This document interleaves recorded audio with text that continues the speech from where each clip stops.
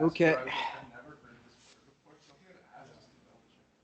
All right, the meeting is being recorded.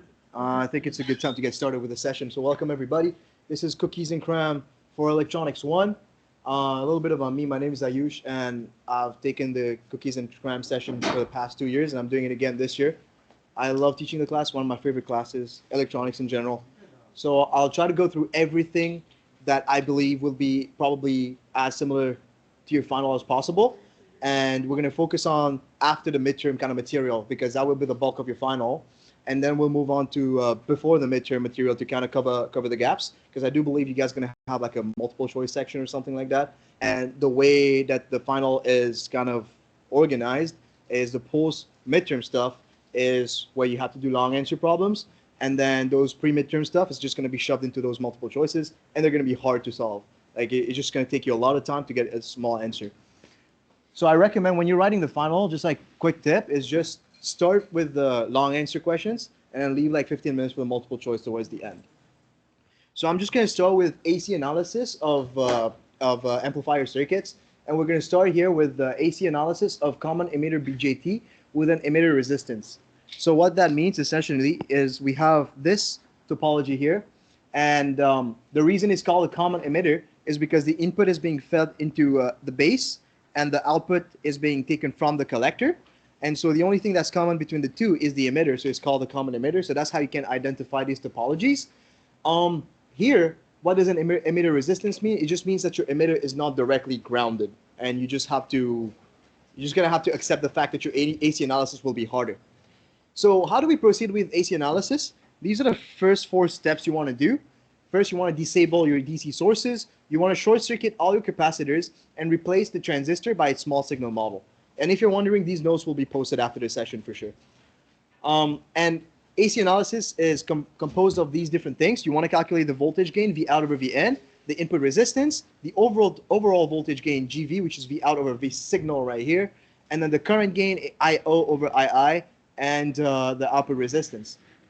So first of all, we're going to try to find the gain of the circuit, the regular V out over Vn. And how we're going to do that is we're just going to switch from the regular transistor model to its AC small signal model. Now we have 2 models, we have the hybrid pi model and the T model. It's my firm belief that if you use the T model, you're a very weird person, because why would you do that? Hybrid pi makes everything way easier. And I also recommend when you're solving AC analysis problems, you want to start by drawing your small signal model first, and then you make the connections. So this way you're not messing up connecting a resistor to the base as opposed to the collector, for example. Everything is clear. So for example, here, if I have my transistor here, the first thing I would draw when making the circuit is I would draw this, which is my small signal model. I make sure that I have R pi, beta IB, and my emitter.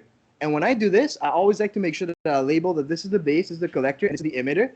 That's a way for you to prevent yourself from making any further mistakes down the analysis. And it's also a good way to show the professor that you know which terminals represent one in your AC analysis. Once that I have that done, I go and cross-check with the original circuit. Here I can see that the base is connected to whatever this part is. I'm going to call it like a network, this network. So I copy-paste this network right here. And I go look at my collector. It's connected to this network. So I just replace it right here. And as well, my emitter is connected to this network, so I just replace it over here. Now, you might notice a couple of things. You might notice that the capacitors have been short-circuited. For example, CC1 was a capacitor, it's been shorted here, and then CC2 has been shorted here, and CE over here has been shorted, but you can see that this point is ground, so this point is ground as well because it's just a wire due to CE being shorted. So what happens to the RE? You just get out of the circuit. So you guys understand why RE is disabled, right? That part is okay. Because last year didn't know why. So I was like, yo, these guys are coked. Yeah. So now that you have that down, you can make like any combinations you'd want to do. So I like to make this kind of sessions interactive. So if I go from circuit in step 2 to circuit in step 3, what are the combinations that you can make to simplify, like right off the bat, that you see?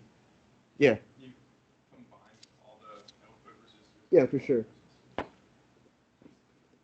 What's up? Why is RE disabled? If you look over here, in AC analysis, what happens to the capacitor? It gets grounded, right? So this is a short circuit. So what's the voltage here?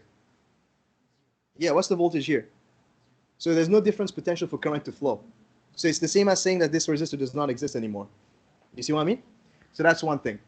Yeah, so you make your combinations here. These two are in parallel because they share a voltage node here, and this is ground and this is ground. So you combine these two, RB1 parallel RB2, and as well these two are in parallel. We have a similar connection here. These nodes are connected to each other, and this is ground, this is ground. So this is connected in parallel. So then your circuit simplified from here to here. Okay, this should be pretty easy. Now, I'm pretty sure. How many of you guys are in the English section here? Just by sure. Okay, that's the majority for sure. And the French section should be the other people. Only one. That's crazy. Okay. Your professor probably rambled a lot about some resistor transfer rule. Yeah, that will save your life, honestly. Like he talks about it a lot, which is kind of annoying, but it does help with your analysis. What do I mean by this? Is if you look at this circuit here, and if you wanted to solve the circuit, I would start by calling this a node and doing a KCL analysis here. But you can see that you're going to have one current, two current, and three current. That's already like 3 parts of your equation. But if you use resistor transfer rule, everything becomes much easier. What do I mean by this?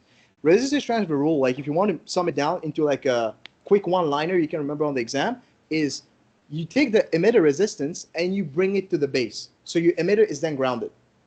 But now you can't just take the resistance and bring it to the base because your circuit changes. You want the circuit to not feel a change.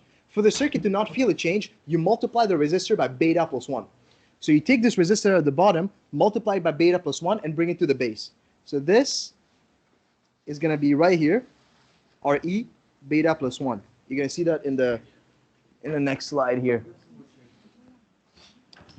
So you guys can see now my emitter is grounded, and I brought my RE right to the base. Now you can do further adjustments. For example, these two resistors, they're in series, right? But I'm not gonna go ahead and combine everything at once because I have VPI that I need to keep in track of. So over here, when you're looking at the notes later today, if you want to review, I have the steps for resistor transfer rule and how you can apply it. So now this is the circuit that you have. Any questions as to how this rule works? Yes. Yeah, is there any like big indicators we can look up for when we can't apply the power transfer rule? Resistor transfer rule? Honestly, you can only apply it when your resistor has when your emitter has a resistance. So if your emitter does not have a resistance, your circuit analysis should be nice and simple. What we're trying to do with the emitter resistance, with the resistor transfer rule, is bring it everything so that there's nothing at your emitter. Because if there's nothing at your emitter, your circuit has two components here. You have one loop, which ends at a ground, and you have a second loop right here. But if you had something going on here, you have to consider a third loop. So you're breaking down a circuit going from 3 loops to 2 loops, and that's a big help in your analysis. So now that I have this topology now, I've done everything that I could, I combined everything that I could, and I made sure that I did not do any silly mistakes, I can start with the analysis. And the thing that I want to do is I like to express, I like to express my circuit voltages and currents in terms of my transistor parameters. For example, this IB is the current that's flowing through the base of the BJT, right? So I want to express my IB in terms of my input voltage. Now, why do I want to do this? Is because I'm trying to find the ratio of the output to the input. So if I can express the current in terms of the input voltage and the output in terms of IB, I'm going to have an equation to solve. Because if you look over here, IB is flowing through this branch, right? And the current flowing through this branch is beta IB. So I right away notice that IB could have a relationship with input, and IB could have a relationship with output.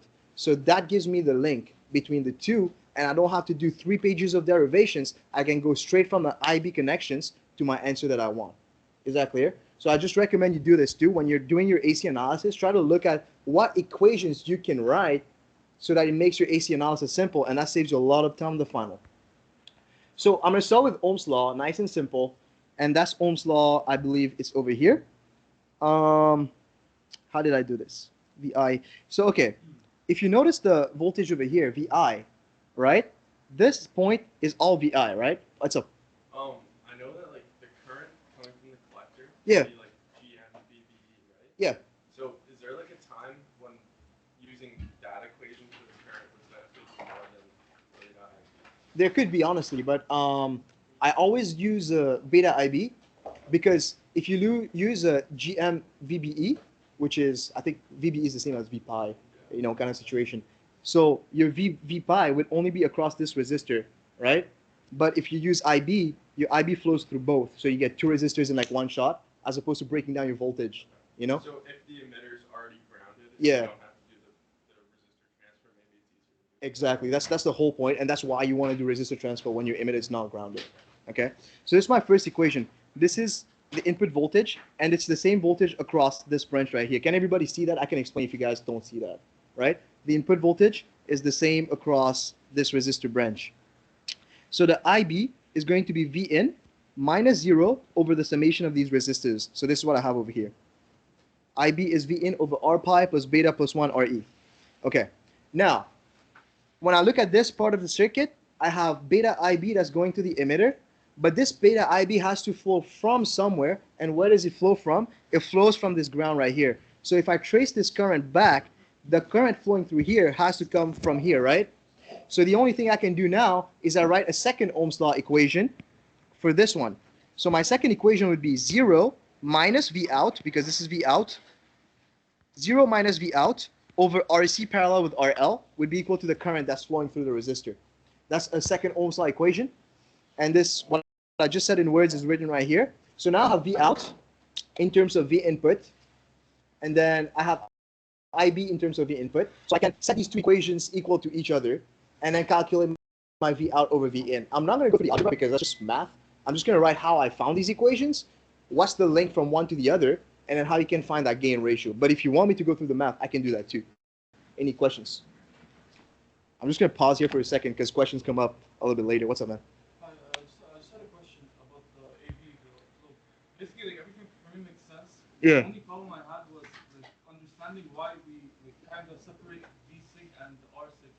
Because I believe you did a very similar example in one of the videos. Yeah.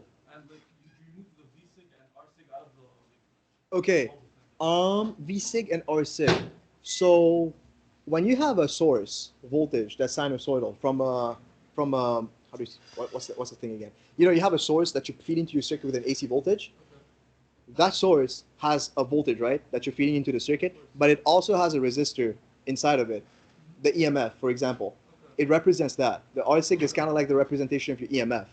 And when you're calculating the gain of a transistor, you don't want to consider that resistance from the EMF, right? You want to consider, let's say your AC was here, it goes to the R sig resistance, now it's a little bit lower. You want to take the lower value so then you're not fooling yourself as to you have a higher input voltage, right? You're considering for the loss happened already, and then you use that to amplify your gain. Okay? So that's why your gain is always V out over V in, and you don't consider V sig R sig. And that's why your overall voltage gain, you consider V sig because it's overall considering the defects of your source. That's the only difference. Okay? Because, like, I've noticed some questions, for example, Yeah. they'd have like V sig, but would be the same as V in. Like, they'd name it V in, but like it would have the symbol as V sig. In that case, would we remove I think V sig can be approximately equal to V in, but not exactly. No, okay. Right? You can express Vn in terms of V sig. We're going to see other examples, and probably that's going to answer your question clearer later down the road. But if you want to talk about this later, we can continue after the session is done, like to figure out what this is. Okay? So no questions as to how I found this gain over here. What's up? Quick question. Yeah. When you say that the current is the same from IB to the ground at the emitter, wouldn't it be like with KCL, like the IB plus beta IB is the current to the emitter? Like, why do you say the same? You don't need to find the current to the emitter. I'm just saying like the current flowing through this branch is IB, here, yeah. right? The current flowing through this branch is IB itself, but just scaled by beta. Yeah, okay. You know? So if you can express IB in terms of V in and IB in terms of V out, which you can because the emitter is grounded, then you have input-output equations that you can relate through IB. That's all. So this is how I found the gain. Now the step 2 is how to find R in, and I always hated to do this when I was taking the classes because the guy's going to draw the arrow, and you're like, okay, so what do I consider and what do I not? So I found kind of a way that works 99.9% of the time, and it's accurate. What I like to do is I look at the circuit, and wherever my R in finishes the tip of the arrow, I like to draw a box. So that's the R in of the circuit I'm trying to find. So everything in that box, I'm trying to find the equivalent resistance of the boxed circuit. And before I move on, let me see if there's any questions in the chat. No. Okay. So now this is your kind of part. If you have your arrow that's boxing the circuit right here, this is irrelevant because you only find Thevenin equivalent of this part of the circuit, right? So you don't care about the V sig, R sig. Question so far? So I do my box, and now I'm trying to find the input resistance. Now, as you know from circuit theory 1, if you want to find the input resistance, which is the equivalent impedance, you're going to use Thevenin. Yes? But like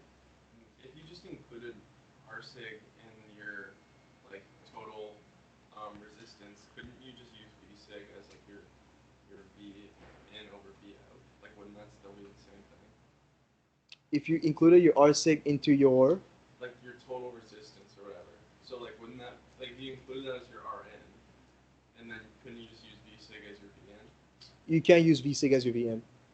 But like, wouldn't that be the same thing? Not really. Okay. Not really, no. Because it's about ratios, and if you want to consider the V sig, you'd have to consider this current that we did not consider, right? We only considered currents flowing through here and here. You see what I mean? If you have to consider the current flowing through here as well. So if you have, where am I? Yeah, so this is the circuit. This is my box circuit. I feed in my Thevenin voltage, and I feed in 1 ampere into my circuit. We understand why we do this? This is Thevenin. This is how Thevenin works. And my goal with this is I want to calculate what the voltage VTH is. The moment I have VTH, I have Rn, because VTH equals 1 times Rn, which is Rn. Okay, so I'm going to start by doing a KCL at this point over here. So I have 1 ampere coming in, and the current coming out is VTH minus 0 over this. And this part over here is going to be, the current is going to be VTH minus 0 over this sum. So now this is my KCL at VTH, which is this point. So this is your KCL. Now you can see you have one equation with one unknown, your unknown being VTH, which is Rn, which is what you want. So from this to this is just algebra. So if you want me to break down the math, I can do that. But that's how I found the equation and how I isolated for VTH, which is my Rn. Any questions? Yes? How do we know to put VTH above the parallel resistor? Uh, I don't know where to put VTH. you don't know where to put VTH? Yeah, like how do we know to put it there? Oh, okay. So, I mean, if you look at the circuit, right, this is the tip, the question defined R into end of the tip here. So I did my box, right? Right? So the only link that goes from this box to the outside world is this wire here. So this is all disabled because you're not considering it. So if this wire is the only link, that means my VTA should be here. You get it? Okay. Other questions? Yeah. We could also just say like that they're in parallel, no? What is in parallel? Like the RB1 parallel RB2 with the branch on the right. Yeah, honestly, you could do that. This is what I proved here. You're just smarter. Oh, okay. You're just smarter.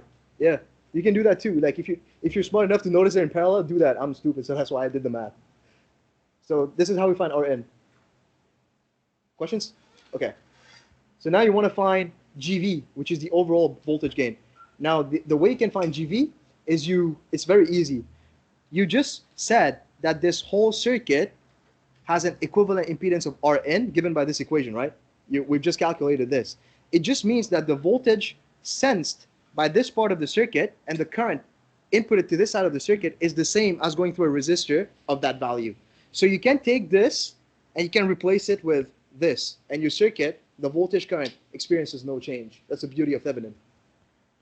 So all I'm going to do is everything that I have here, which is also everything that I have in my box circuit, I'm going to replace it by my Rn, which I calculated in the previous part. So now if you look at this current flowing through here is also flowing through here. So these two resistors are in series. And I can express my input in terms of Vsig. Now before I do that, there's this small step you can do that's very helpful. It is V out over Vsig, that's your overall voltage gain. But you can break it down. You can call it V out over Vn times Vn over Vsig. And V out over Vn is just the gain that you calculated in your previous part. So the main bulk of finding the answer to amplifier circuits is getting your AV right. The moment you get your AV right, the other things is just like pop, pop, pop, pop, pop. AV is the longest part. So now that I do have that, I know that V out over Vn is my AV, Vin over Vsig is what I need to calculate. And the way to do that is very simple. You just do a voltage divider. Everyone knows how the voltage divider works. So Vn is going to be equal to the input resistance over Rsig plus Rn times Vsig. Now I take my Vsig, I divide it on both sides, and that gives me Vin over Vsig. So I take that, Vin over Vsig right here, and I replace it over here, and I replace my AV with the gain I calculated in step A, and here I have my overall voltage gain. Yeah? Questions? You guys can ask any questions, yeah. Does Rn always go in series? This is Rn. Yeah, if you do everything correctly, that should be the pattern. There's a certain pattern you can follow. Yeah.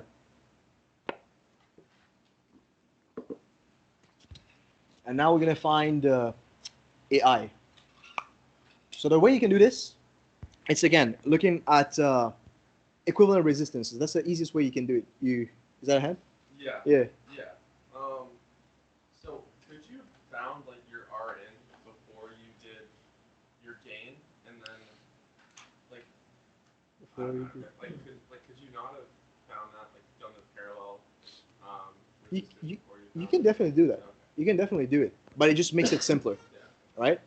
Like if you were to find your Rn, Like, 'cause then you could find VN after that. That might be a little bit more simple than for sure, doing like that. there are so many ways you can do it, but the reason I go through a step-by-step process is because that's what he follows.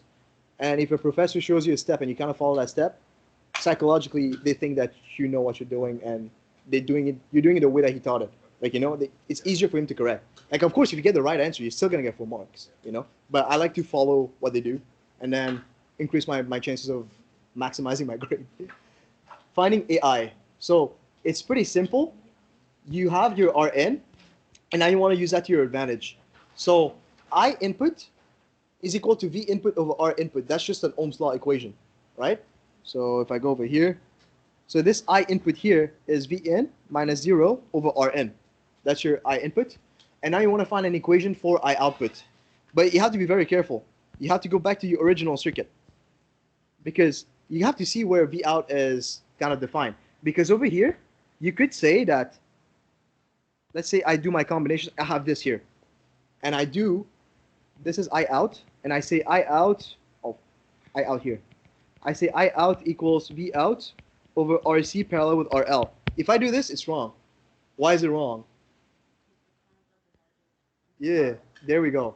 Because the current got divided. Like over here, V out is only across this resistor. So your I out is right here. So be careful what you're considering when you're doing this because it's a simple thing. Just maybe, you're kind of like under the pressure, you do something like this. But the way he says is a big conceptual mistake and you might not even get any points for that part. So very, very careful over here. It's a small thing. Okay, so this is what I do. So your I output is V out over RL. Now I have I input in terms of Vn and I output in terms of V out. So I found the ratio of the output to the input, which is what I need to find for my current gain. And this is this expression right here. I just flip this over. And I have V out over Vn, which is over here. Again, it's my gain that I calculated in step A. So I don't need to compute that part. It's just AV. And then we have Rn over RL. All you need to do is replace everything you know into this small equation that you have here. And then you have your current gain. Questions on how to find the current gain? No questions? Pause for a bit. You guys can digest this information and then move on.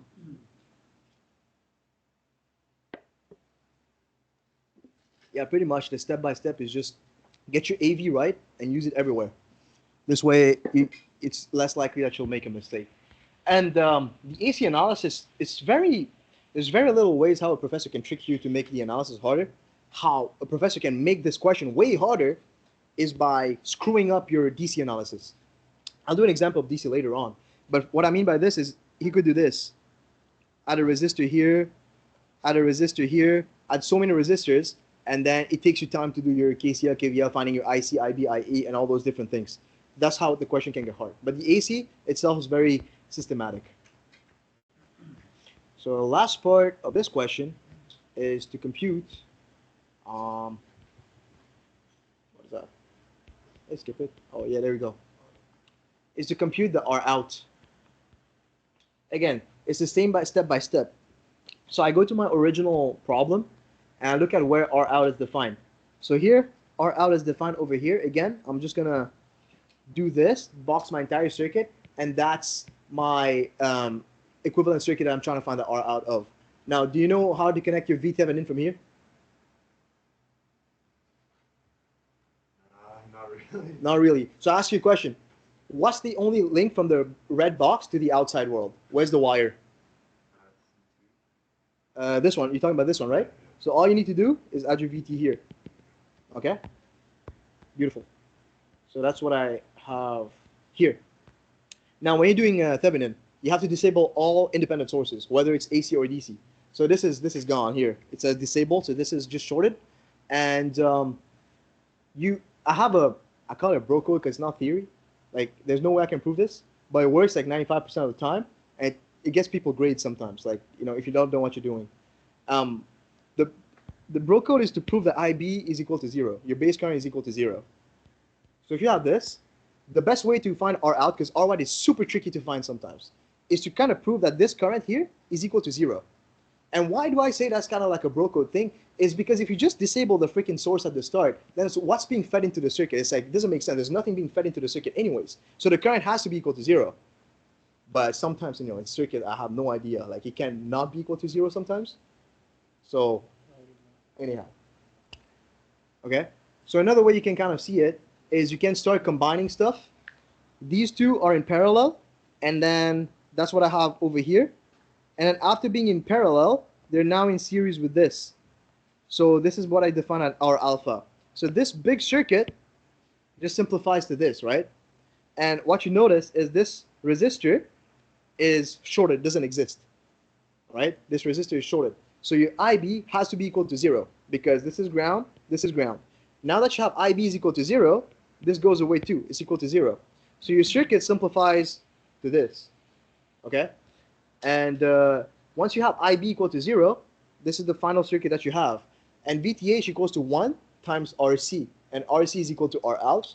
So why is it RC? It's supposed to be RL. This is an L, by the way, I think. Is it RC? No, it's RC. It's RC. Because RC is over there. Yeah, it's RC. So R out is equal to RC. What's up? To the resistors on these ones? They just got disabled. So let's work through it step by step. What combination is these two in? Right? And then once it's in parallel, I can ignore this and I can draw a resistor here. Now, what are these resistors here in? Series. So I can call it some value R alpha, right? Which I drew here. Now you have R alpha. What is this point? Ground. What is this point? Ground. Is there a potential drop? No, you're going from ground to ground. So is there a current flowing here? There's no current because if you do Ohm's law, let's say you do Ohm's law over here. V equals IR. Okay? Or I should say delta V equals IR. Here you have 0, 0. So your delta V is 0 minus 0, which is IB times R. Your resistance is not 0. So what is IB? 0. So if your IB is 0, this is 0, and then this is your circuit. That's all. And this is how you find R out. Any questions over here? Yeah? I know this doesn't matter much, but can you explain how they're in series? Because like, don't they share the same like starting node and the ending node since they're both grounded? Like after you combine R6 with RB. Oh yeah, I see what you're talking about. Yeah, there might be a small mistake here. So we have. Yeah, it doesn't matter for. Yeah, you're right. So we have here R sig parallel with RB1, parallel with RB2. And then that goes into R pi, which then goes into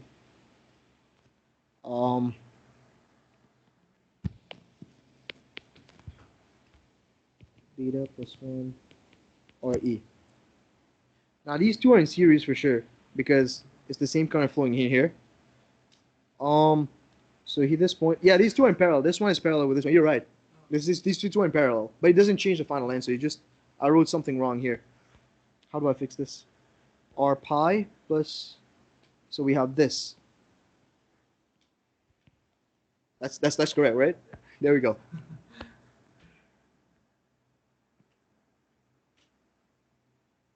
So now that you have that, small fix. Honestly, I've been using the same notes for the past 3 years. No one noticed that until you did now. Okay. Any question about this problem? Okay, so yeah, you have a question. What's up? For the previous exam, should we expect early effect for this question? It will tell you. It will tell you when to use early effect or hint towards it. If it was early effect, what would be different? Not much, but it messes up your analysis by a lot. So over here, where's my AC signal? You'd have a resistor RO over here connected to your beta IB. That's the only difference. But then you can notice as well, you can simplify stuff. For example, after doing your resistor transfer rule, this goes to ground, right? So all these would be equal to like a parallel thing. So it's just about noticing how you can combine your early effect in terms of other resistances. We'll do an example of early effect too. Yeah. Questions in the chat. If Rn arrow was the opposite way, would R sig be added to the simplification to Rn instead of getting test correct? Yeah, Tariq, I have no idea what you're talking about.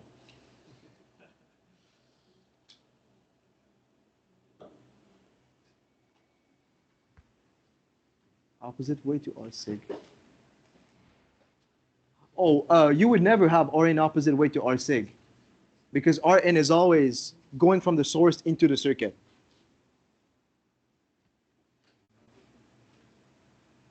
Yo, hold on, can you hear me? Yeah, I can hear you, but not so well. Go on. Oh my bad. I'm saying if R in this case was facing the opposite direction, so facing towards our side, when you add your voltage source and test current, What do you mean by test current?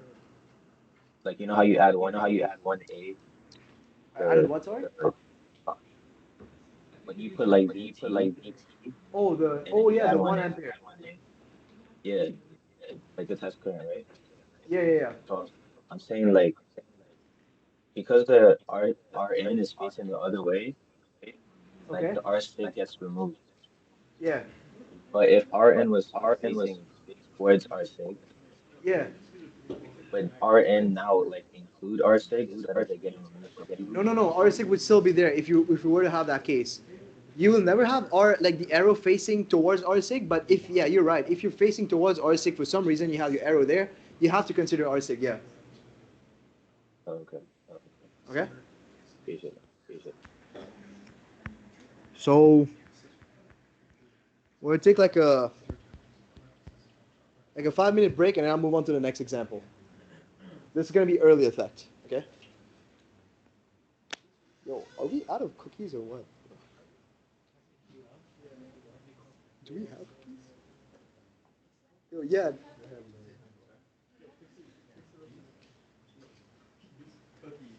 What are cookies at?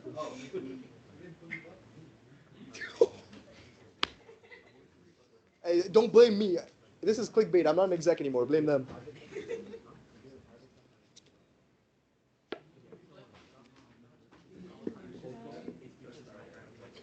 You just cram, no cookies, bro.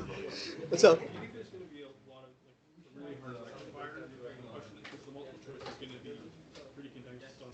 Yeah. Okay. Yeah. No. Focus on AC. Everything AC. Because electronics is all about AC. Like if you go to electronics too, it's gonna be AC. You're never gonna see bridge rectifier again. Yeah. So that's gonna be multiple choice. Yeah. He told us like he's like there's a multiple choice section, there's a diode section, and then there's BGT, MOSFET, CMOS. Yeah. That's the exam.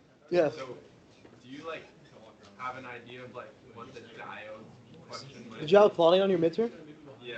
No. We didn't? No. Yeah. Okay. So it's gonna be a plotting question. That's what. Yeah. Plotting question? 100% probably. Plotting question. 100% probably or 100%. 100% probably. Because it was in my case. Like we had a diode question, but he was plotting. Who's your pal? Mohammed Ahmed. Okay. Of course, I've taken 3 classes with that brother, bro. Traumatized. Alright, we are not studying anything Huh? to be rectified. The what? The plotting question. I mean, I could go through a plotting question, but it's gonna take such a long time. I have a video on it that goes from like A to Z on how to do it. Yeah. Do you want to send that to Discord after me? The playlist, I'll send the whole playlist. Yeah. What's up? For the like the CMOS type of questions, do you think we'll get a propagation delay question? No. That's just like it's like buffer information in that class. Because you only gonna learn propagation delay when you learn VLSI, when you take a very large signal integration, which is a 4th class. So the only part in CMOS is what's probably gonna be on the exam is what I'll do today. You're never gonna have like TD or whatever to calculate. Like this been the same exam for that's not the same exam, but the same CMOS question for the past 3 years. What is it? I'll do it. Well, like, Yeah. Yeah, how similar does he have every year? Like, is it always just like this? Pretty much. Just do this and we're good? I understand this very well. You should be good for 70% of your grade. Alright, yeah. I only need a 50 though. Electronics 2 is where he destroys people. You don't gotta take. You gotta take it. Yeah, I don't wanna. Yeah. No, we don't. French. This class is not a prereq for anything for us. Because I take for this stuff. Yeah, you're good. You gotta take it again, but No. It's a different prof. Zach. I don't know for what, but I remember checking back to the Yeah. Like probably one of our prompts I coached him, bro. What?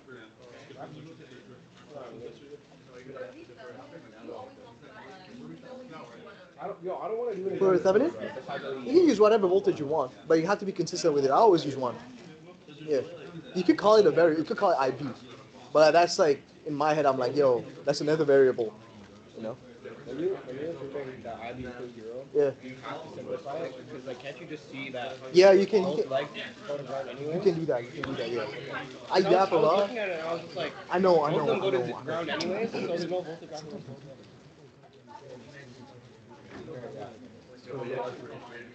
I hope they didn't record that shit. I hope they didn't hear what I said. Okay. All right. We're gonna move on to the next example. What's up? Yeah, question. What's up? have you seen anything about semiconductor physics? No. Yeah. No, none of that. That never happened. It wasn't on the midterm, right? He was scared. He was gonna scare you. He's gonna scare you to death about semiconductors. Yeah, no. Like semiconductors? Oh hell no. What about proofs? What about proofs? For semiconductors? No, just proofs in general. Oh, proofs. Yeah, this is his proof, by the way. Like this is what he means by proof. Oh, okay. No. He's just trying to scare you. On the midterm, he's like, prove this. Yeah, no. Yeah, that's only for a midterm though. It was a rectifier, right? Yeah. Yeah. What's up?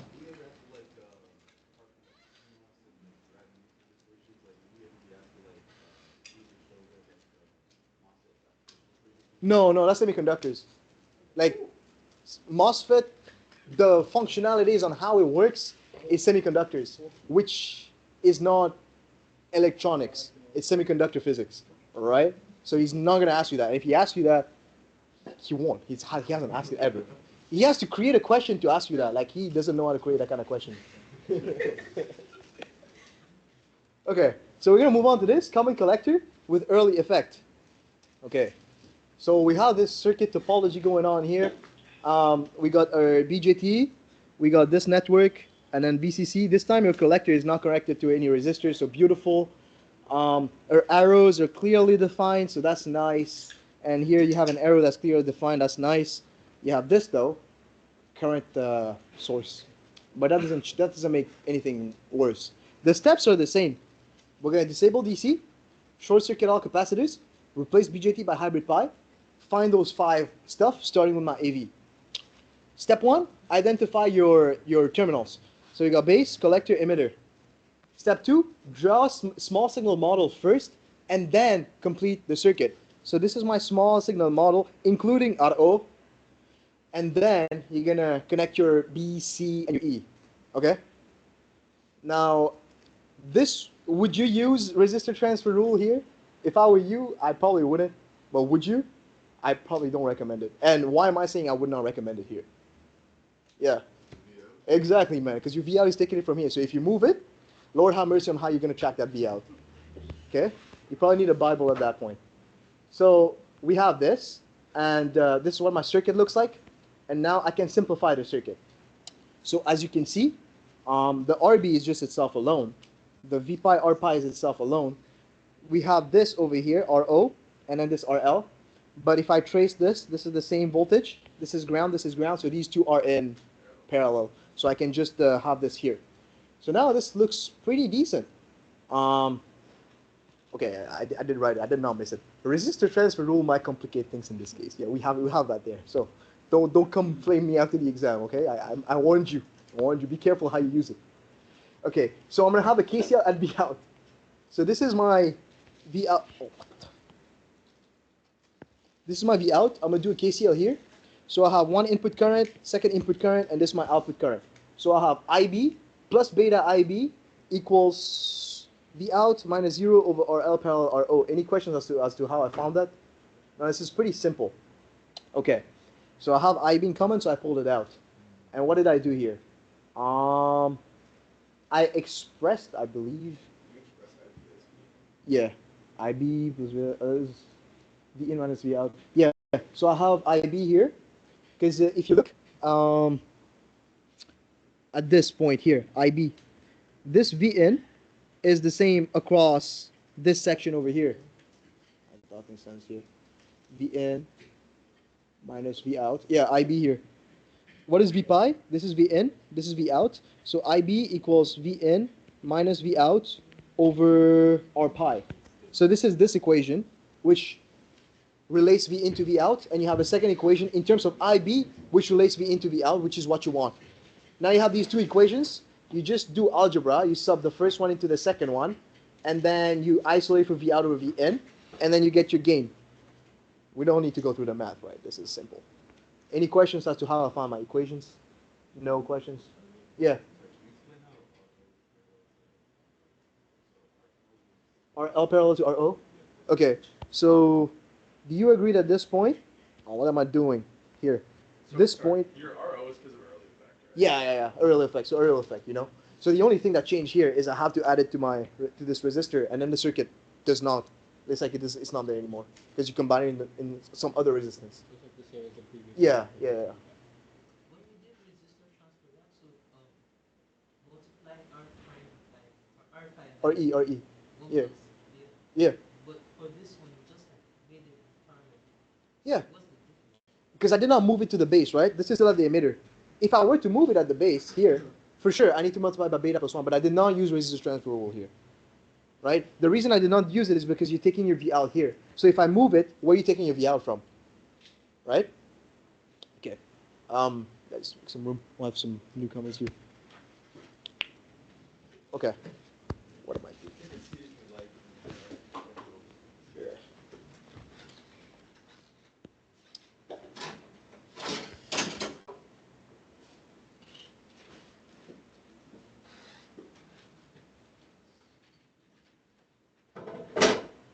So questions about the gain here? No question about the gain? Okay, beautiful. Questions in the chat? No questions in the chat. So we're gonna move on to the next part, which exactly is this, finding Rn. So this is my circuit. I go to the tip of my arrow and I box this thing, and I want to calculate the resistance of the box circuit only. And again, I'm gonna ask you the question again. Where would you connect your V Thevenin here? Wouldn't it like kind of be the same as V in? Yeah, pretty much, exactly. So then you do your VThevenin, you give 1 ampere into your box circuit, you calculate the value of VTH, and you should be golden. But here it's a little bit tricky because your emitter is not grounded, so that means you're gonna have two equations. Over here I have a KCL here, which is 1 equals to VTH minus 0 over RB plus VTH minus V emitter over R pi. That's my equation number 1. When I look at this equation, there's something that's annoying me. You guys should know what the thing is annoying here. What is annoying in this equation, for example? Like the first one here. There's one variable that's super annoying. VE. So you want to express VE in terms of IB, for example, or some other parameter. So that's your clue to find an equation in terms of VE. And the way to do that, why not do a KCL at VE itself? So this KCL here, I have 1 current, 2nd current, 3rd current coming out. So we have VTH minus VE over R pi, that's my input current. The second input current is beta IB. But this is IB, right? And IB is VTH minus VE over R pi, which is the same thing. So beta times the same thing equals VE minus 0 over RL parallel RO. So now you have an equation with VTH and VE. VE is what you want to express in terms of VTH because it's annoying. So I do that. I go through the math, I express VE in terms of VTH. So now I have VE in terms of VTH. I can take that and I can plug it back in here to calculate what VTH only is. It's a lot of math, but it's very systematic. So that's what I do. But if you go over here, you see this? That's your AV. And if you go down, you will notice that this part is your AV that was already calculated beforehand. So you can have VE in terms of AV times VTH. So that simplifies things a lot. And then now you can take this version of it, plug that into VE, which I've done here. So I have 1 which is equal to VTH over RB plus VTH minus AB VTH over R pi, and I just solve for VTH, and then I get this. Questions? This is a mouthful. So questions, if there's any, because I really want to make sure that early effect is, you guys drill that down. Hey, what's up, man? Isn't your VTH the same as your VN? Your VTH the same as your VN? Yeah. So then, by multiplying it by your gain, aren't you just, didn't we just do all this math just to find VE equals VO? VE equals, sorry, what? VO. No, VTH is not your, yes and no. It is in the same spot as your input, Okay. but VTH is a DC voltage, VN is the AC voltage, Oh, okay. right? Big difference, okay? So yeah, this is how you find VTH, and VTH is Rn. This is how you find your input impedance. We good? Again, I can go through the math, but I'm just trying to explain the concepts because the math, like you guys with practice, you should drill that down. The math is not the hard part. It's just algebra.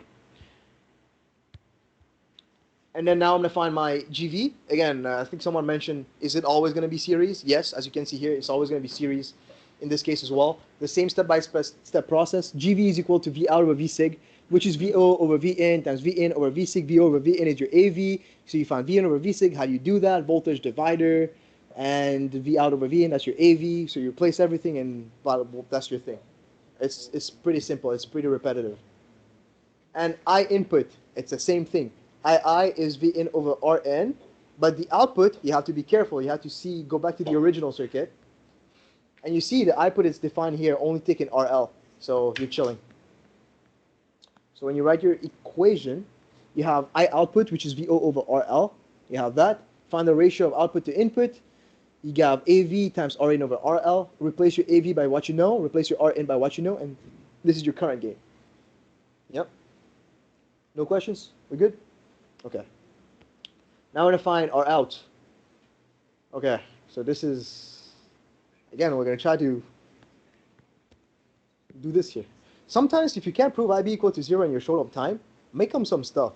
Be like, because of Thevenin, the input is disabled, which means the left side of the circuit is not considered, so IB equals 0. So, and then you calculate your R out. He's probably going to look at that and be like, yo, this guy's hella smart. Like, I know some people have done that and they got grades. Like, when they went to check their final, they got grades but didn't know what the hell they were doing. Yeah, so just keep in mind, if you can't prove that IB equals 0, just make up some stuff. Be like, this is disabled, so there's no source feeding into the circuit anyways, which means that IB is equal to 0, so the circuit simplifies to that. Use at your own risk. So over here, I'm going to disable this because I'm trying to find R out. This is the tip of my arrow. I box my circuit. I disable this. And then I'm taking my V Thevenin, where? At the emitter, over here. This is my V Thevenin. I give 1 ampere into the circuit, and then this is my overall circuit that was boxed with my source here. And now I'm going to simplify this thing. So what do we got going on here? We have this and this in parallel, which is then in series with that. Yep, yeah, that's correct. So I have this here. This and this in parallel with series and that, and then the rest stays the same. This is my IB. Again, I want to calculate what VTH is, so I'm going to do KCL here. So KCL here would be 0 minus VTH over the resistor plus beta IB. Well, IB is whatever we had going on here still, and that plus 1. Oh, very important. Remember, when you're doing Thevenin, you're feeding 1 ampere into the circuit. You have to consider it, right? Don't be like me and then imagine like it was never there and then forget that, because then he's gonna think you don't know how to do Thevenin and think you're super stupid, and you don't want Momo to think you're super stupid. That's a bad thing. So this is why you have the +1 here. So this first is 0 minus VTH over this. That's also IB. So beta IB is equal to beta times what I've just rambled on here, plus 1 equals VTH minus 0 over RL parallel RO. So this is this mouthful that I got going on here. Beautiful thing with this is you have one unknown, which is VTH, and which is what you want. So you just have to do algebra again. So going from here through the algebraic process, you get to your answer. VTH equals this jargon, and that's equal to R out, and that's how you find your R out with early effect in this case. Questions? Yeah. Current is 1 amp. Is that why we're able to find VTH equals R out? It's like VTH. Yeah, that's the current one. Like you were saying, if you were using like a different value, say 10 current, 10 amperes, it would be 10 times R out. I'll be like, I don't know why you would do that. It just makes life hard, you know. So this is common collector. Common collector example with early effect. So we did an example without early effect. We did an example with early effect. The moral of the story here is even if we have early effect, your goal should be try to make it look like there's no early effect. Get rid of that RO. Combine it with something so your analysis gets simpler. So I'm going to say, be like, if your output is not at the emitter, right, use resistor transfer rule, get rid of that bottom resistor so you only have 2 parts of your circuit. What else? I'm blanking now. Wait, I have a whole system of tips here. Yeah. So if you have an emitter resistance, get rid of it if the output is not taken from there. Okay, that's number 1. If you have early effect, combine it with other stuff to get rid of it so it looks like there's no early effect, but because you already considered it, and then move on with a simple analysis. Try to make life simple as you go. That should be your mindset. Like solving this problem is not be like, oh, I'm going to do 3 pages of derivation. No, try to be smart. If you write the equations right, and they're correct equations, that's the bulk of the mark. It's not about how much algebra you can do. He's not trying to test if you can do algebra. He's trying to test if you can analyze a circuit. And if you're out of time, but you have right equations, say what you would do. You would take this one, you would sub it in this one to find this one, explain, write a lot, gaslight him. Show him that you know.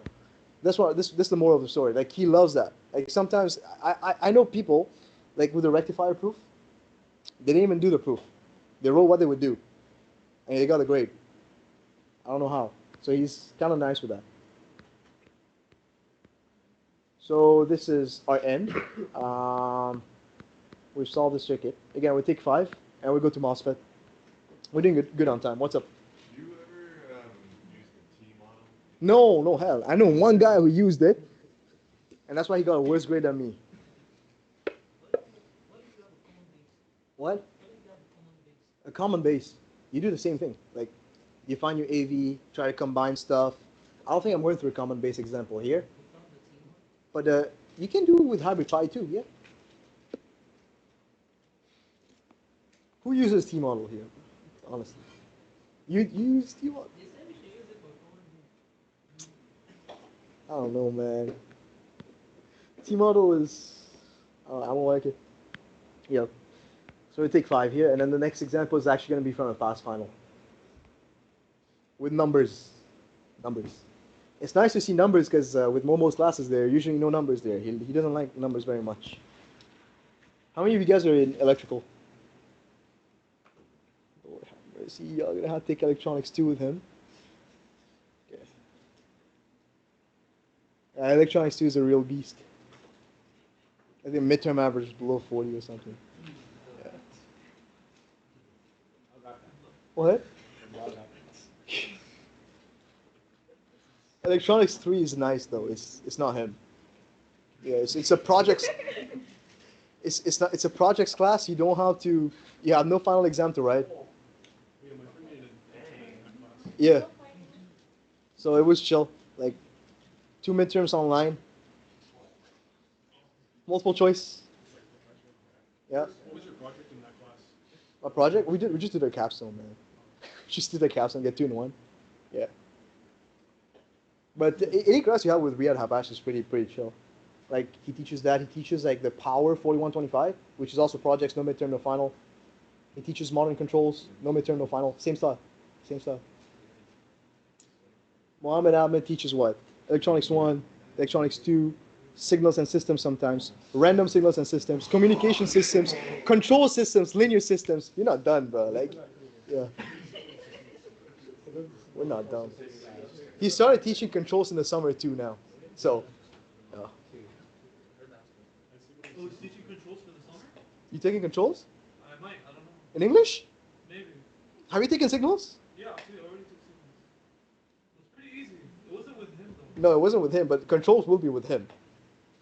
It's like next year. No, okay, honestly though, I'd recommend taking him over the next year prof. Yeah. Okay. No, actually, no, y'all might be chilling because the guy's retiring. So we have Muhammad Ahmed and we have Whale. Whale. Yeah, Whale is, Yeah, Whale is retiring. yeah, next year it's gonna be Aneta, I think. Oh, Aneta was so nice, bro. I never studied. I did not study that class.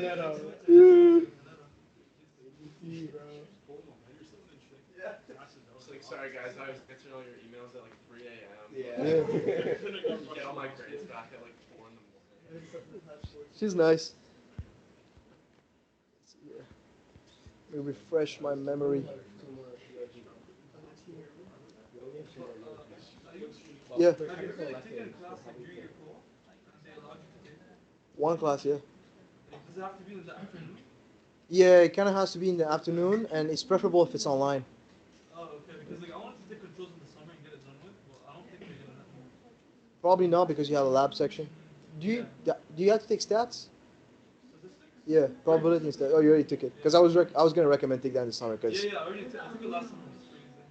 you took it last summer. You were in my class with Jack, right? Yeah, it's I love Jack, man. He told you exactly what was gonna be on there, word for word. I showed him what was done in 20 minutes. No, legit. Like I walked in with like I had a cheat sheet. Yeah. I don't even know what I'm writing. I'm just copying word for word. Yeah. Well, it's not going to be us, bro. Patrick Boyle wants to trick us. Okay. Yeah. Sometimes a professor makes or break your grade, and sometimes the professor does not want you to succeed, bro. Yeah. Like he works so hard, and like, but the guy does not want you to succeed. What can you do then?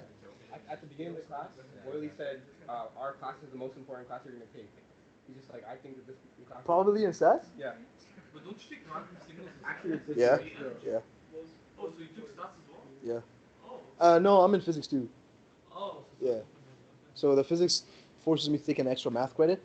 And since I already took random and signals, Wait, what? why am I gonna, what? I have to take stats? No, you can take any math you want, but I'd recommend you take stats. Because you have to take random signals anyways, which is stats. So why relearn new material when you can? Like it's recommended to take like 2 math courses. One of them is like stats. I was just gonna not do it. I hate probability. Like. No, you gotta do it. I mean, just do stats. It's so chill. Like, can you take summer classes?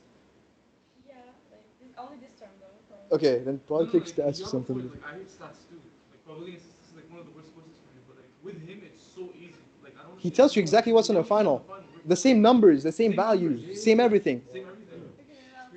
Okay. He's like, assignment 1, question 2, part B, important. Lecture notes 21, slide number 8, example 3.1, important. Wait, I know what you're doing, bro. You put that on your cheat sheet, you get an A+. Okay, this is being recorded. No one flame me here, okay? I mean, I'm not an exec anymore, so I can pretty much reshot all information. So let's solve this thing with numerical values this time. I recommend though, when you're doing like any sort of transistor problem, try to do it without numbers first and then plug the numbers because it's hard to keep track. If you replace RD with this value, you don't know if it's RD anymore. Like, you can lose track if you're trying to debug. Debug? Is that what you say for solving problems? Yeah, if you're trying to debug. Okay, so this is what we have. You got your VSIG, you got your input, you got your arrows, that's nice and, well placed. Gate, drain, and source. Yeah, make sure you can label these things so you know we're dealing with a MOSFET here. We got our values. We have R1 equals R2 equals 5 mega ohms. RS, RD, RL, which is all the same thing, so that's beautiful. VDD, which is equal to 2 volts. RSIG, which is 1 kilo ohm. Kn prime, W over L, which is equal to mu and Cox, W over L. And that's equal to 15 over 40. Is that how we call it? Oh no, this is how I always call it, bro. Yeah. What? Yeah, I don't even know what mu and Cox is, bro. It's just a value. And BT equals 1. Okay. So using DC analysis and assuming, that's what he says, using DC analysis and assuming that lambda equals 0, calculate the following DC voltages and current, VD, VS, and ID. So when you're doing DC analysis, you want to disable all AC. Yes, sir? So, like all the examples we've done so far, we've just done the AC analysis. Like, is there going to be a question on the exam where we don't have to do DC analysis beforehand? Or? No, you're going to have to do DC analysis, which is why I'm covering it here. Oh, okay. Yeah, you're going to have to. But he never trains you to do it, so. So this, it's the same thing as the opposite of AC. You want to disable all AC, so, and your capacitors are open circuit at low frequencies, which is DC, so that's nice. So if you look over here, the only thing that's important in your circuit is this part. Why can I box it this way? Is because this is gonna open, so this goes away. This is gonna open, so everything here goes away. What remains is whatever is in this box here, and this is what I got going on here. Okay, now you know that your drain current and your source current is equal in your transistor, right? ID equals IS for your MOSFET. These two currents, everyone should know this. These two currents are equal, because that's how you solve the problem. And you might notice on your cheat sheet, you have multiple equations for ID and IS, right? You have different regions. I recommend you take the one for saturation mode, right? Why do I say this? Electronics 1 is about amplifiers. He's giving you a DC analysis, and he's telling you to do an AC analysis after for an amplifier question. Why would it not be in saturation mode? You can't do part B if it's not in saturation mode. So don't try to be smart, try to do triode, show him you know all kind of stuff. Pick saturation and go. Because like, it is going to be in saturation mode, guaranteed if you have an AC part. Because otherwise the transistor does not work. So do that. Pick the saturation mode equation, and then try to find your values. So over here, I'm trying to find VD, VS, and ID, so I'm just going to label those. This is my VD, drain voltage. This is my ID current, and this is my VS current. So I can express IS in terms of VS, which is my source voltage. That's just Ohm's law. IS is VS over RS. And I can express my VG, which is the gain voltage, in terms of VDD over here. So what's the combination we got going on here? What is this combination? Yeah, you're right. Why isn't it serious? Because there's no current that goes. That's true. This guy knows his stuff. There's no current going through the gate of a MOSFET. So this is in series. So that means that you can express VG in terms of VDD. And since you have a series combination, you can use voltage divider. So VG is equal to R2 over R1 plus R2 times VDD. Any questions on how I did that? Yes? Can you do Thevenin here? Can you do? You can. But I'd recommend, but Thevenin would just lead you to the voltage divider itself. You see what I mean? Because you're going to do open circuit voltage here. But if there's no current here, it's already open circuit. This is Thevenin. Like if you do Thevenin, it's the same thing. But BJT, there's a current here, so the answer would be different. Yeah? Okay. So now I have VG and I have VS. And why am I trying to find VG and VS? Because I noticed that I have VGS over here. So what is VGS? The difference between VG and VS. So here's what I got going on here. VGS is VG minus VS, which is R2 over R1 plus R2 VDD minus ISRS. Now I have this in equation form. I can keep track and I can debug if needs be. So now I can plug in every single thing that I know. I plug in my values, and I have IS as an unknown, which is a good thing. I have VGS, which is equal to 6 minus 4,000 IS. Why is it a good thing? Because if I have this unknown, mu and Cox W over L, I know what that is. VT, I know what that is. I don't know what IS is. So if I express VGS in terms of IS, I have one equation, one unknown. So then I go and solve my equation pretty simple. Okay. Now this is where people freak out. Because you got a square here, so you're going to have two solutions, so you have to pick the right one. So you just plug in your stuff, right? And you're smart too. Yo, why am I teaching this, bro? What's up?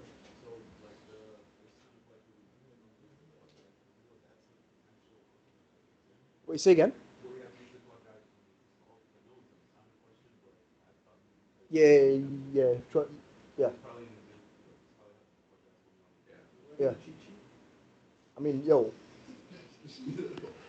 You use ChatGPT in like middle school or what?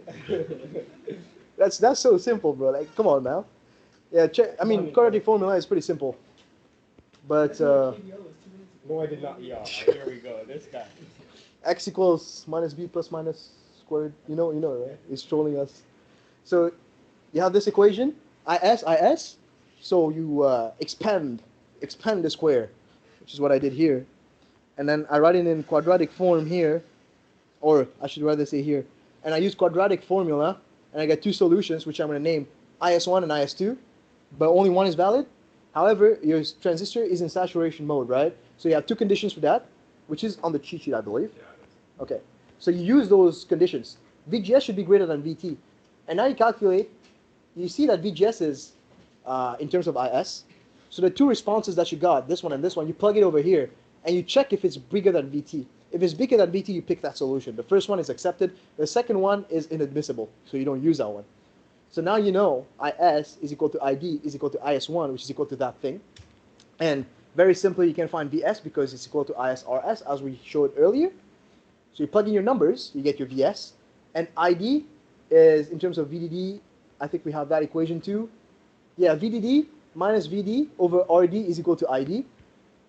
So over here, this is your equation. You solve for VD, and then you can get VD equals to 9 volts.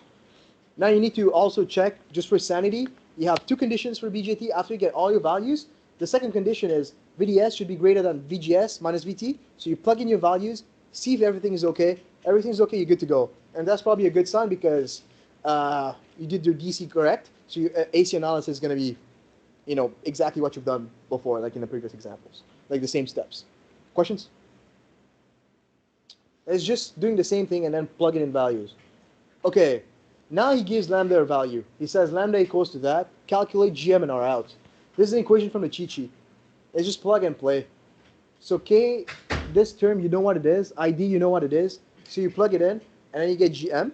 But make sure your units are correct, right?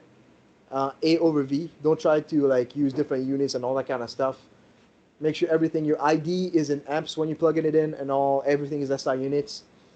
RO is 1 over lambda ID, which is again on the cheat sheet. So you plug in your values, and you get a value for RO.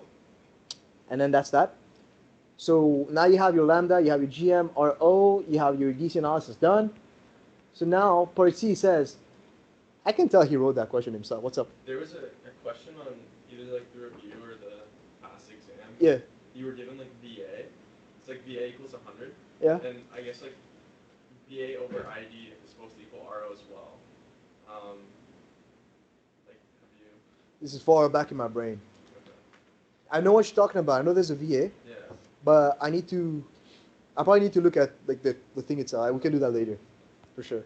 So this is draw clearly and precisely the small signal equivalent circuit for the whole circuit, and so do the AC analysis. I think this part he only wants you to do the small signal model to kind of show that you know what you're doing. Again, you use the same thing. You replace the MOSFET by the small signal model first, and then you do your connections. But remember to disable all your DC and short circuit all capacitors. So this is what we have. Now you guys know why there's a gap here, right? BGS. That should be clear, because there's no current in the the gate of the MOSFET. So this is your AC small signal model. So you draw that for him. You can combine, you can choose not to, it doesn't really matter. He's just trying to see if you can draw this. And because he told you to calculate RO using lambda, that's kind of your cue that, hey, consider early effect here, which is RO. So make sure you have that in your circuit too.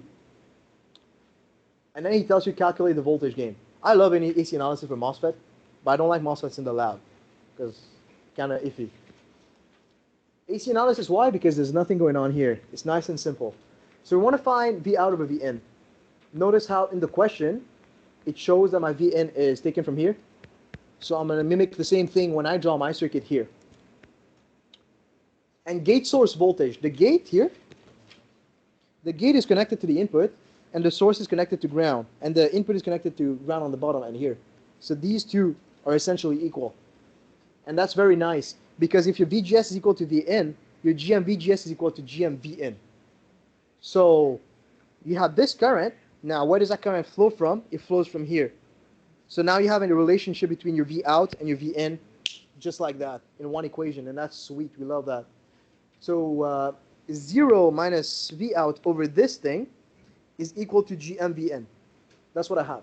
And if you're wondering what went on here, it's just the parallel combination of this. Like this is the same point for these 3 resistors. This is ground, this is ground, this is ground. So I can combine all 3. And then this is what I have. I have this equation. So now I need to compute my V out over V in. I have this. And I plug in the known values. I know what GM is. I calculated that before. And then I calculate this part. And I can find my AV. And it's equal to that. Questions? Yeah. So, like, if you go up, Yeah. like, when were you given the parameter of the, like, lambda? Per like B? the 0.01. Yeah. When were you given that? Oh, that was in part B. Yeah, it was in part B. So Other you question. wouldn't have to, because for saturation equations, like, it says if there's a lambda, you're supposed to also include that in your, like, saturation. Yeah, but the question says, assuming lambda equals 0. Oh, okay. So he knew that y'all get too screwed not knowing how to solve a quadratic, so he didn't even give it a wild value for that. I think. So he's gonna be specific with it. Like if he gives you a lambda, then you gotta include. But if he says lambda 0, he's gonna give you after. So this is how I found my gain. Now a quick conceptual question, which is sometimes also an interview question. What is the purpose of the minus sign here? What does it indicate? You're right. Shift of what? By how much? 180. 180. Yeah. 180 degrees phase shift. Yeah. So now we want to calculate the Rn. So again, I got my circuit, I go to the tip, I box my thing, and then I calculate my Rn. Now this is beautiful, guys. Like this is crazy. Now why do I say this? It's because G at the gate, there's no current. So this part of the circuit you can completely ignore. So VTH equals to R1 parallel R2. You guys can see that? It's nice and simple. Or if you want, you can do the math too, but you can just see it. So Rin is R1 parallel R2. I plug in my values and I get 2.5 mega ohms. Questions? Yeah. So that's an NMOS, right? That's an NMOS, yes. So if you were to do the equivalent circuit for PMOS, is the only thing that changes is it's like GMVSG? Or like how does it change? No. The model is the same for NMOS and PMOS. The exact same. Exact same. What your connection changes. Okay. Right? Because your emitter is up now. Okay. So your emitter would be connected to it would be connected to whatever is connected to VDD on top, like that network. Okay. So that's why I always say draw the model first, then make your connections. Okay. Second part to that question is, for an amplifier problem, he's never going to ask you to use a PMOS because the amplifier is not functional. If you want to use a PMOS, it's only useful when you're doing cascode circuits, and that's in electronics too. So we did this. We calculated Rn. Now we want to find the small signal overall voltage gain. GV, VR over V sig. Again, I sound like a broken record. It's the same thing. VR over Vn, Vn over V sig. AV, Vn over V sig. I do my voltage divider. I plug into the stuff that I know. The first part is my AV. I plug in the values and I get that. Questions? Can you just go to the circuit like the picture that we're given? Like, down a bit? This one? Oh, the picture here. Like the main picture. Yeah. Like, aren't there connections connecting the gate to like the emitter and stuff like that? Like there's wires connecting the RD and R1. RD and R1. This is just it's just saying that the voltage here is VDD. Okay. So you could ignore that and do this. It's equivalent.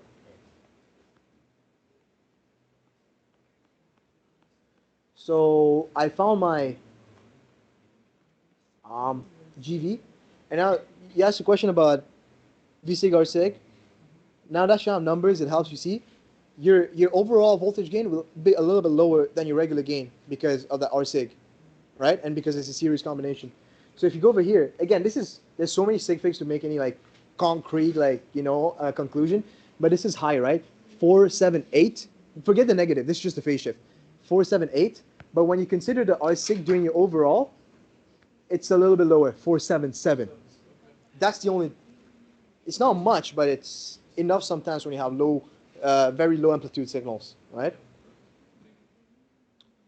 So now we want to calculate the AI, which is your current gain. Again, your AI is output over input for current, which is V in over Rn. Again, you go back to your original circuit, and you find out where output is displayed. It's across RL here. So then you write your equation for I output. Oh my God, so much scrolling. Yeah. I output, which is V out over RL. Find the ratio of output to input, and then again AV times RN over RL. Plug in the stuff that you know, and then you have your current gain. Okay? Questions about that? No, it's the same thing as before. Now we want to find the R out as seen by the load resistance. So again, I'm going to go to my tip, box my circuit, disable my input, and now I'm trying to find my VThevenin. Again, I put my VThevenin given to the circuit with 1 ampere current. So now I simplify stuff. These two are in parallel, and it's connected to VG. However, the gate current is 0, so there's no current flowing through here. So this VG is equal to 0. Right? VG equals to I times R, but I is 0, so VG is equal to 0. So your circuit is only this part, because VGS is equal to 0, so this is equal to 0, so your circuit is always this way. You guys notice a pattern? When you're doing R out, it always like, the last part of the circuit, that's what matters, right? And when you're doing R in, your R sig usually is not part of it. So it's a good way to keep yourself in check, to kind of see if you're on the right track solving problems. So my circuit simplifies to that, and VTH equals to RD parallel with RO, and that's equal to my R out because I gave in 1 ampere current, and my R out value is that with numbers. Any questions?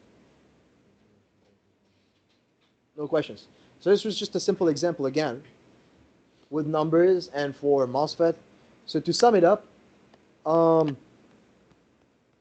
do we solve a problem like that is, when you're doing your DC analysis, take the saturation mode because it's the amplified question.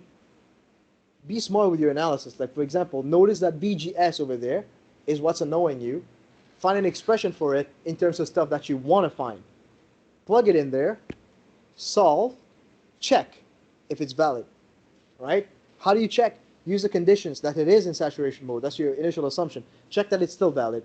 Once you have that covered, move on to the next steps. And then you do your AC analysis. You plug in your values step by step, and you should be good to go. Questions for this question, like this part, totally, you know? Yeah. Question? What's up? Yeah. If can you scroll up to the picture like of the original circuit? Yeah, this one? Yeah, we were doing a like practice problem yesterday where R1 was connected to the like node VD there, like underneath RD, and it made it so that you couldn't connect it in parallel or in series. This is you said R1 was connected to RD? Below RD, like to the node VD. Here. Yeah. Okay.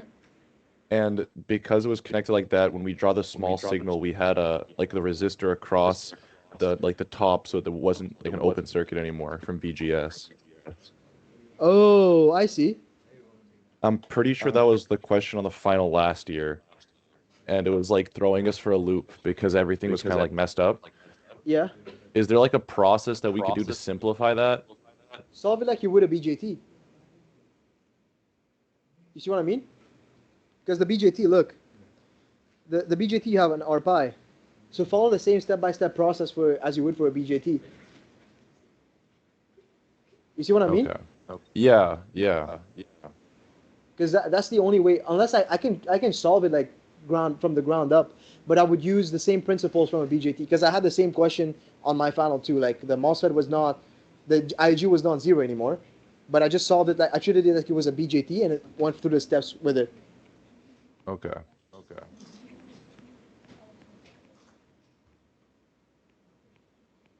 So we calculated our out here. Okay. So now we're gonna move on to DC and AC analysis of a BJT amplifier, but before that we'll take 5 again. Because can't keep on going, man. Like it's tiring. Can you like maybe explain what that question was a little bit better? Oh yeah. What he asked was that here we have R1 connected to here, but in the practice problem he had R1, so forget this, connected here. So R1 is the top voltage of R1. Yeah. So we have a connection going on here. Yeah. So that just makes your analysis a little bit harder. Well, how would that change here? So R1. So why would that make you have gate current? I don't know why it maybe. Oh, okay, I see. Oh. you wouldn't have gate current, for example. Like the gate current is still 0, but you have current flowing through here. So we'd need to consider. So maybe you can't do the voltage divider. Yeah, you can't do the voltage dividers. You have to do probably KCL here, and then just more work. But conceptually, it's just a resistor. This is what we'll do next. Holy smokes, that's long.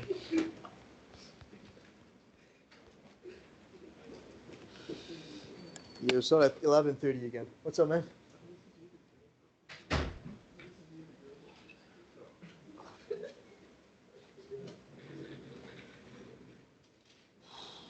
How was your EMAG time? EMAG? You Schreiber? No, what's your class? Because, oh, this is his first time. That's his first time teaching. Oh, EMAG physics. Yeah. Ah, show my class, bro. We got that on the 24th. Yeah? Yeah, and then that's the next day. Yeah, EMAG with the wrong prof can be rough. I found a YouTube video about people like they have me about this prof fucking them in physics one. Yeah. I had no. Really? For physics. Oh, okay. How about you? It was like real first midterm. A provost is not the worst physics prof, bro. Final, my final B. Are you complaining about Tchaikovsky as well? Learn what? Gaze? Gauge. What is that? Oh, I've never heard of that in my life. It's because he wants to impress the physics majors in his class. Yeah. I also remember it's the first. Derivations and paragraphs on the final. That's ridiculous. I remember the first semester. No, you can't. Yeah?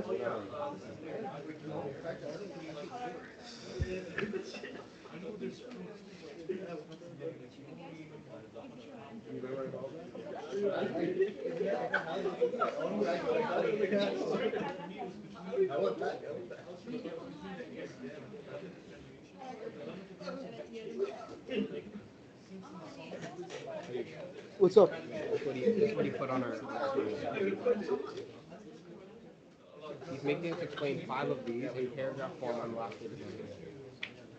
Plus deriving these, and then 3 parts of asking. You're all suffering, bro. Oh yeah. This is crazy. Yeah, gauge chart, not even in the textbook. What is gauge? Not in the group. There's fucking 4 shit that's on the textbook. I don't even know what a gauge transformation is. Multiple moment expansions. Oh yeah, multiple. Or multiple Q expansions. over R. You said you got some weird time. Y'all also facing some demons, man. My sympathies, like honestly. Yep.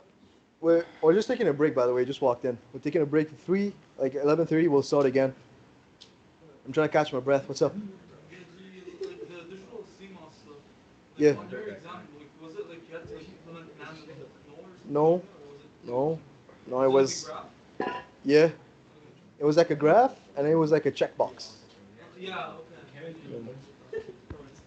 Like When did you take the class, by the way? 2023. Yeah. Unk? Yes, sir. Yes, sir. Yeah, man. I'm not that old though, bro. Is this your last semester? No. What do you still have? I got co-op till December and then one last semester. Yeah.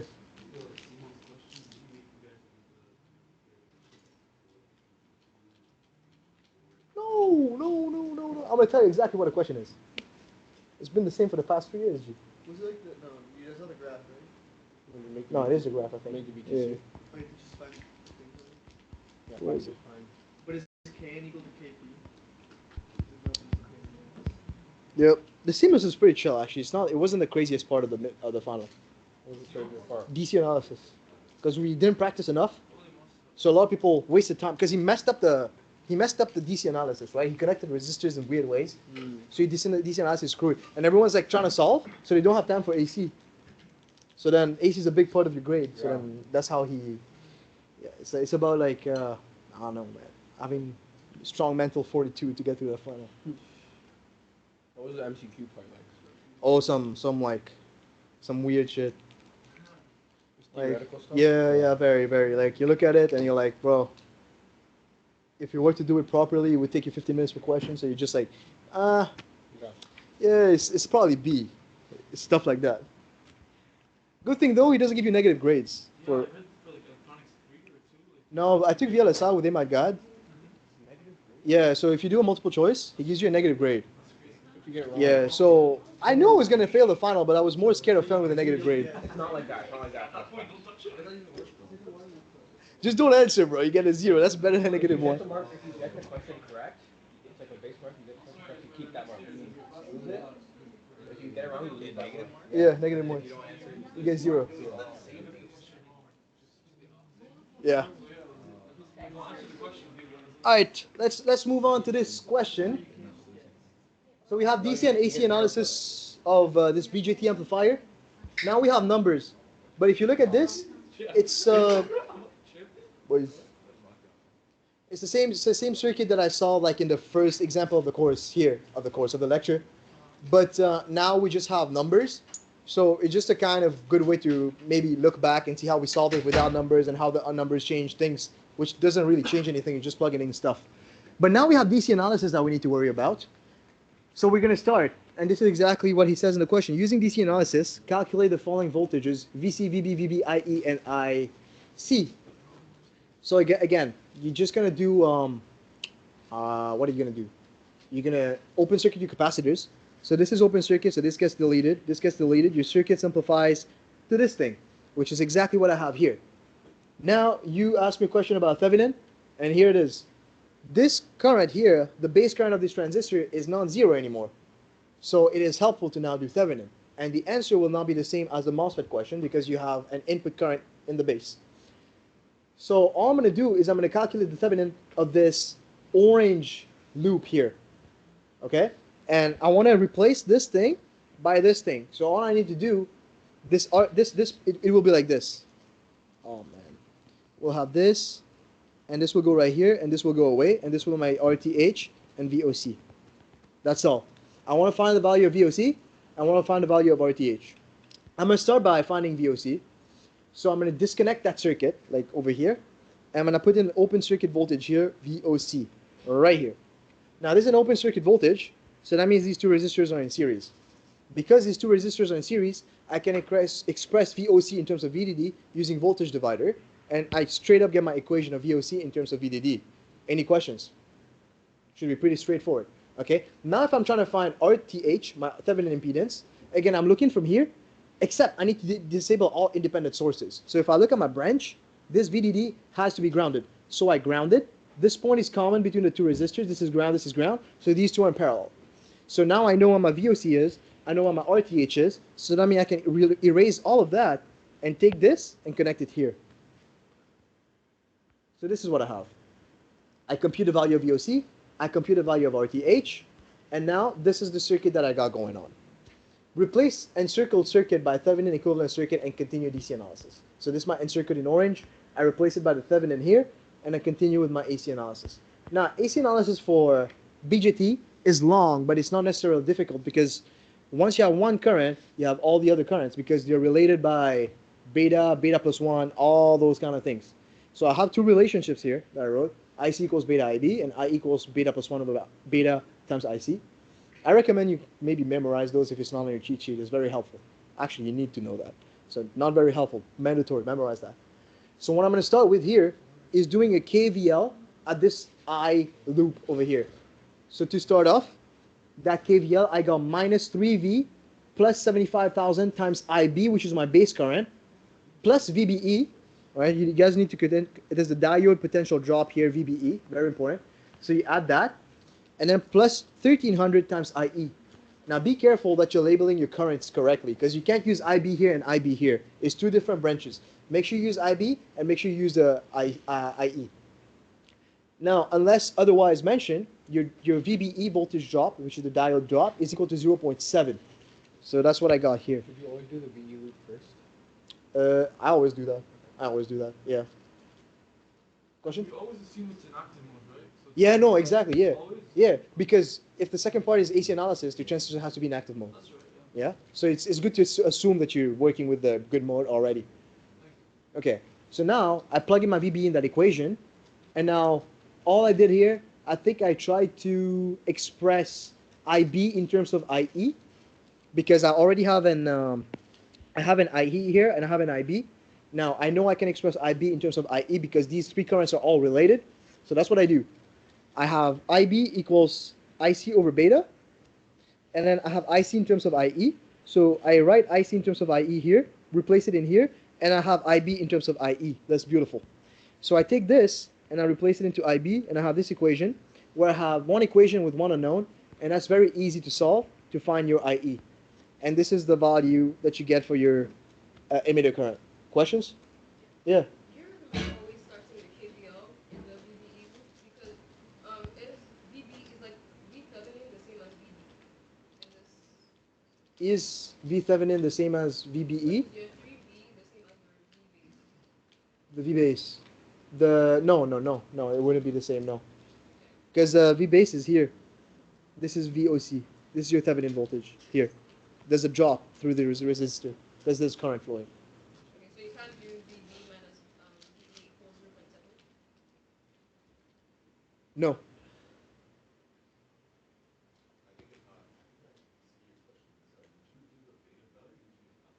Oh, beta.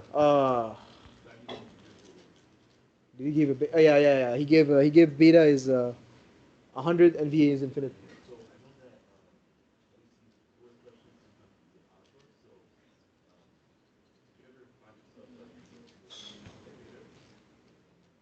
It's pretty standard to give beta, like, but again, that's like a minor switch. I mean, like, memorize it just to be safe, but expect betas.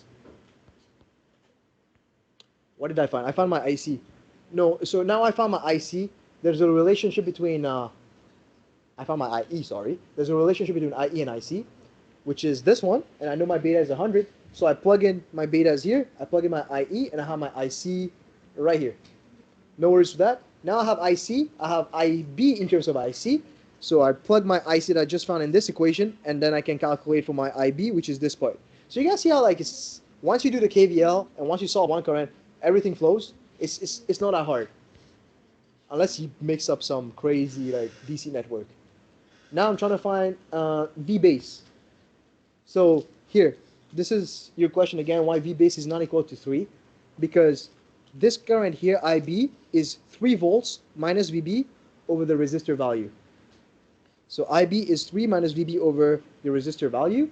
Now from here you can calculate VB, and it's 2.87. It's not exactly 3.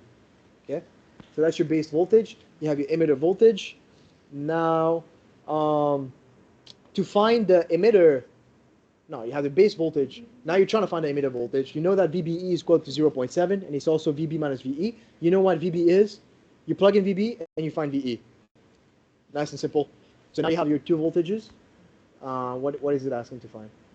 So we have VB, VB, VB, VE, IE, IC. All we need to find is VC.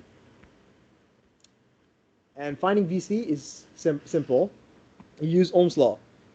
The current through here is 12 minus VC over the resistor. That's my equation here. Now over here, I'm going to plug in my values for IC because I know that. Now I have VC, that's the only unknown, and I can calculate the value. So that's how you can find VC. Now because you asked a question about active mode, right? Like, once you find your values, check the active mode condition, right? Because you assume that, you solve it, now check. If it's accepted, then you're good. That's how you know you're heading in the right direction. Okay, now here he goes with his jargon again. He says, draw clearly, precisely the AC small signal equivalent circuit, indicating the small signal circuit of the transistor. Again, you just draw your small signal model of the transistor. Notice that I did not consider, what is it in BGT? It's called early effect. For MOSFET, it's effect of channel modulation. So I did not consider early effect resistor here because it says in the question that VA is infinite. Okay? That's your clue not to consider early effect. So this is my circuit. Any questions as to how I drew this? It's the exact same circuit that we started with. Yes? I just want to ask, do we use the same small signal models for BJT has two models you can use, hybrid pi and T model, but Yeah. MOSFET is different from BJT because the gate voltage, the gate current is zero for a MOSFET. So they have two different models, and it's two different the way they make the materials for the MOSFET and the BJTs are different. The way they position your contact pads and everything. So now that we have the circuit, we need to calculate the AC small signal voltage gain. A question here: when the base current is zero, Vs not zero. When the base current is zero, where is Vs? Oh, this is probably for the previous question. No, not necessarily. There's no Ohm's law equation that's going to satisfy what you just said. Okay. So now we calculate the small signal voltage gain of this circuit, but I'm not going to solve it because it's the same circuit I saw at the start. You can take the expression that we had and plug in the values here, and you'll get the answer. So that's the way of showing you how you can go from analytically solving the equation symbolically and plugging in the values later. So it's good practice for you too. I recommend you go through this question because it's DC analysis. Solve the AC analysis by yourself before looking at the first part of the question. Make sure you get the right values. If you get those values, that means you did it correctly.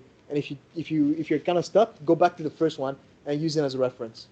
So that's why I'm not going to solve this one. It's for practice purposes, and I'm just going to give this PDF after. Same thing with Rn. You use the previous equation, you plug in your values, and you get your Rn. Because my point with this example was just to show you how you do the DC. That's why I use the same circuit. Overall voltage gain again, same thing. You use the same expression, you plug in your values, you get your GV. AC gain for current, same thing, and your R out is the same thing. Any questions? This is just for your practice.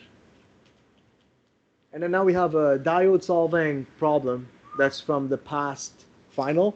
However, for your case, if you did not have a plotting question on the midterm, this is probably not going to be your question. It's probably going to be a plotting question. I have one on the YouTube playlist. It's highly likely that your circuit will be similar to that one.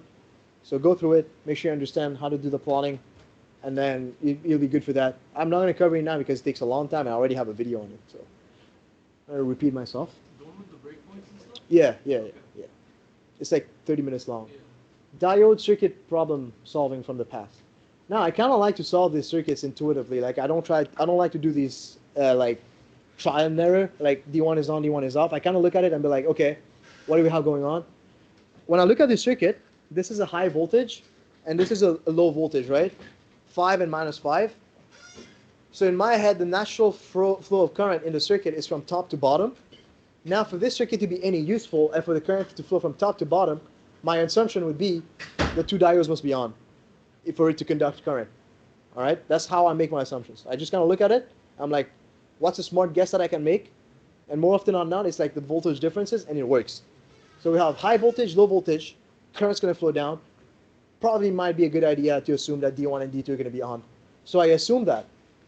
And these are ideal diodes, so that means you don't consider the small resistance in between them.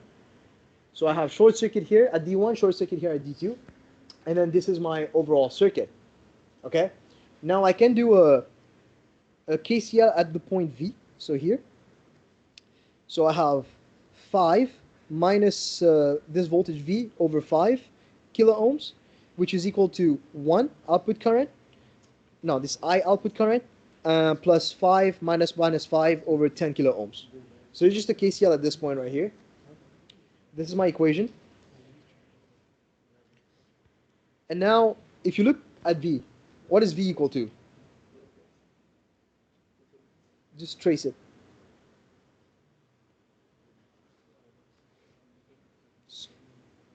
Yeah, it's connected to ground. Like this is all one potential here. It's the same point. So this V is equal to 0. So when your V is equal to 0, this goes to 0, this goes to 0. So you only have I in your circuit. So you solve for I, you have your current, which is what the question asks you to find, the current. What's up? How do you know the direction of the first current? So the one that goes from V, from 5, How can I tell the direction? yeah, if it's going down or up. There's no theory for it, but for me, like if I like to do my guesses by like intuition, just looking at a circuit and be like, what's going on? I like to read a circuit before doing any analysis. To me, I see a high voltage and I see a low voltage, right? Current likes to flow from high to low, so I just assume the current is going to flow down. Is it possible that I give an arrow where it goes up Uh, as a node for what? or as a top current? You talking about this? Yeah, is it possible that the arrow going up? You could have an arrow going up, but it would just be negative because the current is actually flowing down, right? That's just circuit theory. But I don't like to deal with negative signs, so that's why I just kind of like look at the circuit this way. And more often than not, it works like for some reason. It's not, it doesn't always work, but it's a good place to try, so you do less work. Yeah. So can you scroll down to what you got for your current value? My current value, yeah. Okay, so just to confirm, like, so since that current is positive, and so then that confirms that the There you go. D1 is on. There you go. Is that, but that's not the same current going to D2, is it? No, it's not. So do we need to find that current to confirm that it's on? It's a good idea to do that, yeah. But the way I see it is, if you have a current flowing here, right, and this is the high voltage, and you're splitting the current into two, it doesn't make sense for a current to flow here. Right. You see what I mean? Yeah. So you can kind of explain it by not doing any work. You just be like, you can explain it in terms of like, okay, you have a flow current, and if it's a guarantee the current is flowing through here, and this is the high voltage, so this is probably the source providing the current. So you don't need to calculate the current, you just need to say the current is flowing in the direction that the diode conducts in. You can just say that too. Is that a rigorous enough explanation to put on the test and get marks for I that? think so, honestly, yeah, yeah. Because you didn't lie about anything, everything is accurate, you know? Yeah. Wait, like I had a little issue like understanding how like that's all one node, but like since that's connected to ground, doesn't like the entire right part just disappear? The And right like the part? voltage drop is kind of zero there. You feel me? You're talking about if this is grounded, this disappears? No, like since like we're connecting a line to ground, the right part disappears. I remember saying that. No, no, no, not really. Because this is, remember this is -5. It's not ground, Oh. right? It's lower than ground. Yeah, it's even lower. So to this is high. Yeah, that's the thing. Okay. Like how is that all like one node? That's the thing that I don't really understand. How's that all one node? Yeah. So what is this point? Okay, we'll do this bit by bit. What is this voltage here? What is it? If it's connected to V here, Yeah. what is the point here? What would you name it? V, right? V, sure, yeah. What is it here? V, What is it here? V, What is it here? V, okay. What is it here? Still V? I mean, a wire. Does a wire have a resistance? So if this is V, Uh-huh. and this is 0, so you have V equals I times R, right? So you know there's a current flowing through here, Uh-huh. okay? V equals I times R. But what's the resistor here? Zero. 0. So what is V? So that's kind of can show it too, but it's just, I could do this. I just extended the ground, like it's, you know? Sometimes it just messes with the brain, like, look at streak, it's not healthy. So this is the diode question, and this is a CMOS. I'm just going to take like 3 minutes and then go through the CMOS. So it's like your Bible that if you memorize, you should get the last question free. But we'll do that later. Take like 3 minutes. Holy smokes.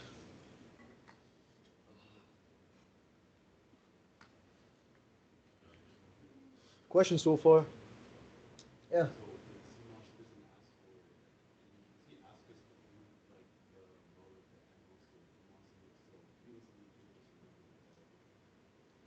Yeah.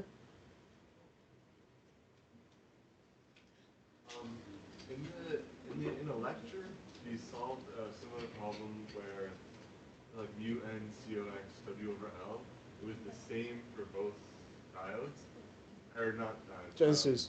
Transistors, yeah. And then so from that we got two formulas for like the VIL and VIH, but it was specific to having those two values be the same. And those formulas are on the formula sheet. Do you think that we'll be able to, that we'll get a question where those two values are the same, and we'll probably be able to use those formulas? I highly doubt it, but it's possible. I wouldn't say no. But it's very unlikely.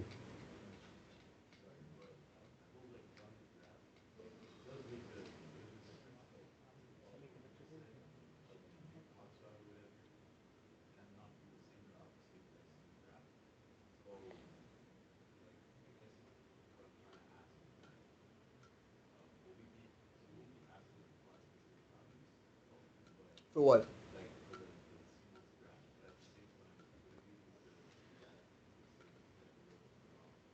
I mean, no, not really. I think we can go through it. Actually, we'll go through it. The only thing he's gonna ask you, I think, if I remember correctly, input, output.